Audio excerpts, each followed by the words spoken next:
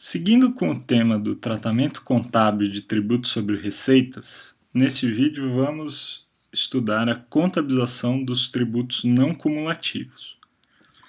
Lembrando que os tributos não cumulativos são aqueles que incidem sobre o valor agregado na cadeia produtiva.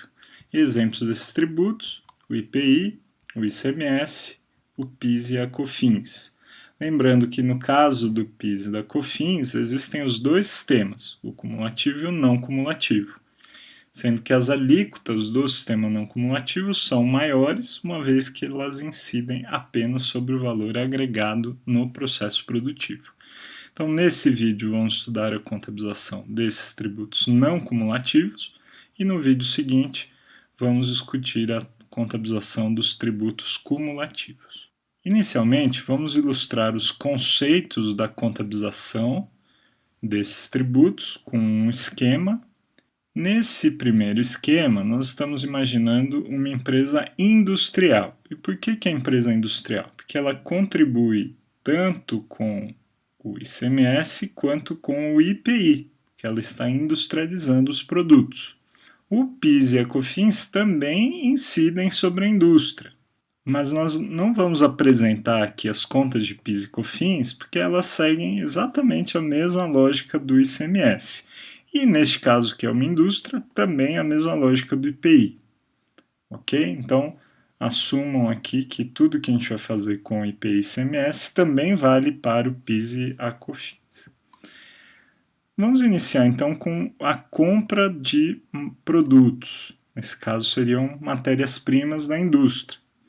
O produto vai ser adquirido com incidência de ICMS e IPI, portanto, o valor total, que é o valor bruto, vai ser contabilizado em contrapartida a caixa ou fornecedores. Eventualmente, poderia até ser adiantamento de fornecedores também. Então, no caixa ou fornecedores, nós vamos creditar. E o débito vai ser feito onde?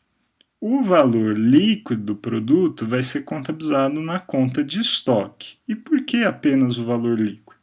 Porque esses dois tributos, tanto o ICMS quanto o IPI, como eles incidem na venda, o valor pago na compra é recuperável.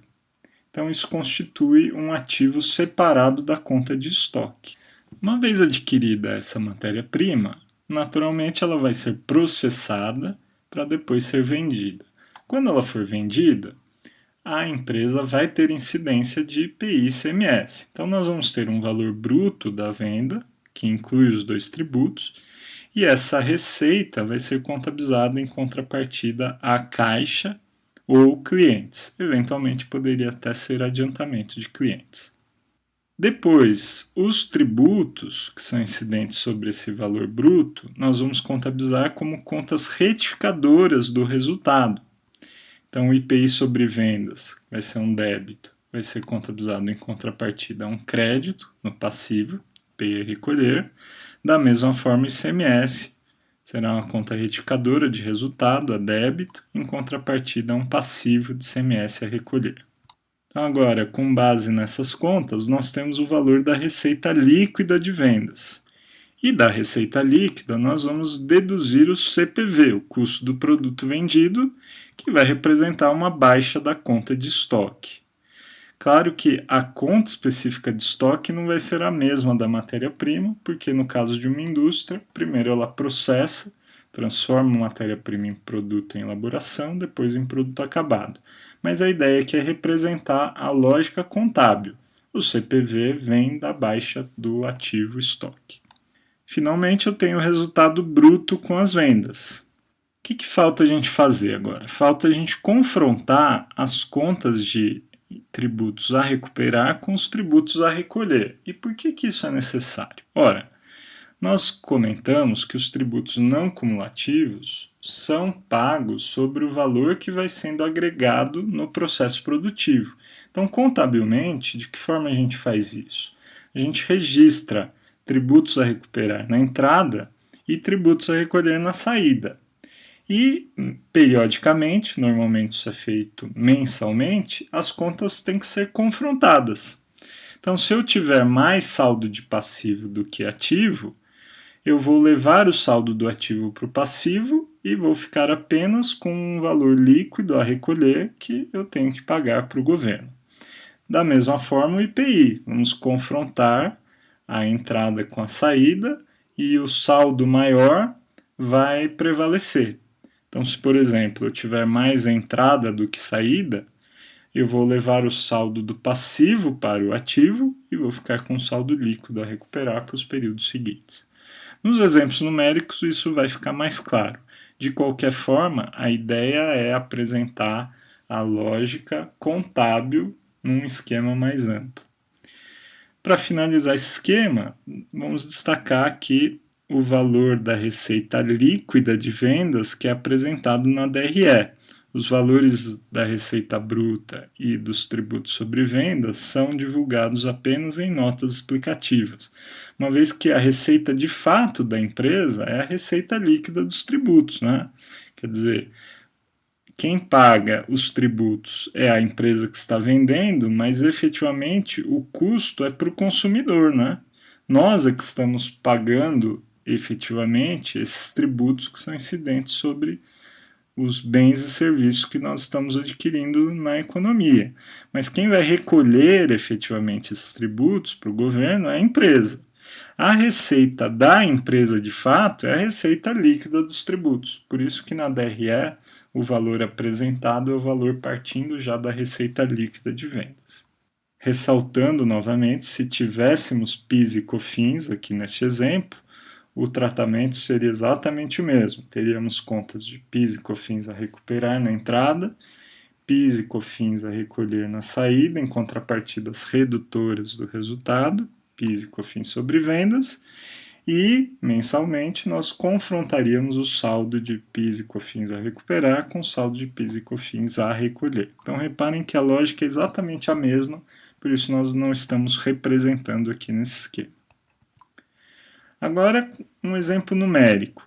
Vamos imaginar que a matéria-prima está sendo adquirida à vista por 110 mil.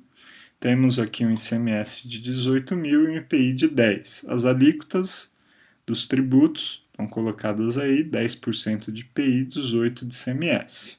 Se vocês tiverem dúvida de como esses valores estão sendo calculados, vejam o vídeo anterior em que nós discutimos o processo de cálculo dos tributos, né? O IPI é calculado por fora e o ICMS é calculado por dentro. Na sequência, a matéria-prima foi utilizada para a produção em apenas 40%, houve também outros custos de produção de 30 mil e a conclusão da produção. Finalmente, esse produto está sendo vendido por 90 mil e isto já inclui o valor de ICMS, que nesse caso deu 14.727, e o IPI de 8.182. Então vamos agora à contabilização dessas transações, iniciando com a compra do estoque de matéria-prima, foi feito por 110 mil a crédito. O débito vai ser segregado em 3 contas. No estoque vamos levar o valor líquido de 82 e criamos 2 contas de tributos a recuperar, uma para o IPI, 10 mil, outra para o ICMS, 18 mil. Na sequência, a matéria-prima foi processada em 40%, está sendo levada para o processo produtivo, então valor de 32.800, ficando com saldo de estoque de matéria-prima de 49.800. Também tivemos outros custos que estão sendo pagos, aqui de 30 mil, e a conclusão da fabricação do produto. Então, creditamos a conta de estoque de produto em elaboração, debitamos o estoque de produto acabado. E agora, então, a gente vai vender esse estoque. O valor bruto da venda foi 90 mil, então levamos um crédito contra um débito na conta de bancos. E agora nós vamos contabilizar as contas retificadoras da venda. O IPI de 8.182 em contrapartida ao IPI a recolher, que é uma conta de passivo, e ICMS da mesma forma, 14.727. Na sequência, nós vamos dar baixa do estoque, que foi todo vendido, 62.800. Então, ele vai para o resultado, na conta de custo do produto vendido. Portanto, o estoque de produto acabado foi zerado. E agora o que nós temos que fazer é confrontar as contas de tributos do ativo e do passivo. Vejam nesse caso que tanto IPI quanto ICMS têm valores maiores na entrada do que na saída. Então, nesse caso, eu fico com um saldo líquido de ativo. Então, vejam que o saldo do passivo é 8182, no caso do IPI, nós levamos esse passivo para o ativo e ficamos com um saldo líquido no ativo de 1818. No caso do ICMS, a mesma coisa. Temos um saldo de ativo de 18 e um passivo de 14.727. Como o passivo é menor, nós vamos levar o passivo para o ativo, ficando com um saldo líquido de ativo de 3.273 e não temos que recolher nada nesse período, uma vez que o valor da entrada foi superior ao valor da saída. Então esse é o esquema geral, com um exemplo numérico, no caso de uma indústria. E agora vamos estudar o caso do comércio. O que vai mudar aqui? O que vai mudar é que no caso do comércio não há incidência do IPI. Então o comércio está comprando uma indústria e, portanto, pagou o IPI no momento da compra, mas este IPI que está sendo pago na compra não vai ser recuperado, porque não há IPI na saída, não há IPI na venda. Então, como nós vamos contabilizar esta entrada? Ora, o valor total contabilizado em caixa ou fornecedores, ou eventualmente adiantamento de fornecedores. E no ativo, nós vamos levar para a conta de estoque o valor líquido do produto agregado ao valor do IPI. Por quê? Porque, como nós acabamos de dizer, não há IPI na venda, não há IPI na saída, então o IPI na entrada não é recuperável. Portanto, se ele não é recuperável, ele se torna custo do estoque, ele é agregado ao valor do estoque. Já o ICMS não, o ICMS é incidente na venda, portanto o valor da entrada é recuperável, então ele é levado para uma conta de ICMS a recuperar. Agora, no momento da venda, tem a receita bruta em contrapartida a caixa ou clientes, ou eventualmente adiantamento de clientes. Depois eu tenho a ICMS sobre as vendas, que é a conta retificadora da receita, em contrapartida ao passivo de ICMS a recolher. Vejam que eu não tenho IPI aqui, que essa empresa é um comércio. Então, a receita líquida é simplesmente a receita bruta menos o ICMS. Agora vamos fazer a baixa do estoque, levando o estoque para o resultado na conta de CMV. E, desta forma, temos o resultado bruto com as vendas ou lucro bruto. Agora, o que falta a gente fazer é o encontro das contas de tributos a recuperar com tributos a recolher, da mesma forma que nós demonstramos no esquema anterior. E também da mesma forma, ressaltando que o valor a ser apresentado na DRE é o valor da receita líquida. As informações da receita bruta e do ICMS são divulgadas em notas explicativas. Então esse foi o esquema conceitual da empresa comercial, lembrando novamente que PIS e COFINS, nesse caso, teriam incidência tanto na entrada quanto na saída, então seguiriam a mesma lógica aqui do ICMS. E agora vamos ilustrar com um exemplo numérico. Vamos imaginar uma compra de estoque por o valor de 110 mil, é o mesmo valor do exemplo da indústria, então ICMS de 18 e IPI de 10. E agora esse comércio está vendendo 40% do estoque por 150 mil, portanto o ICMS nesse caso é 27 mil. As alíquotas são as mesmas, 10% de IPI e 18% de ICMS. Como é que vai ficar agora a contabilização?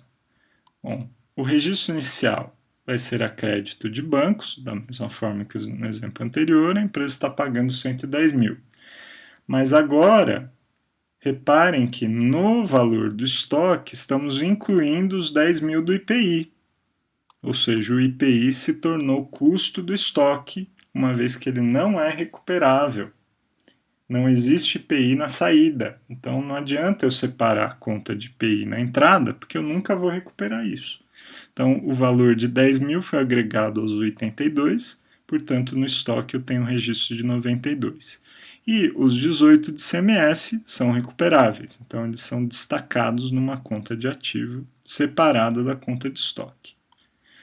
Agora, na venda, o valor é 150 mil, em contrapartida a bancos. O valor de CMS, retificadora da venda, 27 mil, contrapartida a um passivo, CMS a recolher. E vamos fazer a baixa do estoque de 40%, então 36.800, foi para o resultado na conta de CMV, ficamos com estoque líquido de 55.200. E agora vamos fazer o encontro das contas de tributos a recuperar com tributos a recolher. Reparem nesse caso que eu tenho um valor maior na saída do que na entrada. Então o que vai acontecer? Nós vamos levar o valor do ativo para o passivo, portanto, zeramos o saldo do ativo e agora nós temos um saldo de passivo de 9 mil. Esse 9 mil vai ter que ser recolhido, né? Vai ter que ser pago para o governo. Não estamos contabilizando aqui o pagamento, mas esse valor será pago. Então, esse é o esquema geral para a contabilização dos tributos não cumulativos. Fundamentalmente, o que a gente precisa observar é se o tributo não cumulativo incidente na entrada também é incidente na saída. Sendo incidente na saída, o valor da entrada se torna recuperável, contabilizado segregadamente do estoque e depois confrontado com o valor a ser recolhido. Se houver incidência na entrada, mas não na saída, o valor da entrada se torna custo do estoque, como foi o caso agora com o IPI numa empresa comercial. Então, com isso finalizamos esse vídeo. No vídeo seguinte, nós vamos ilustrar a contabilização dos tributos cumulativos. Obrigado.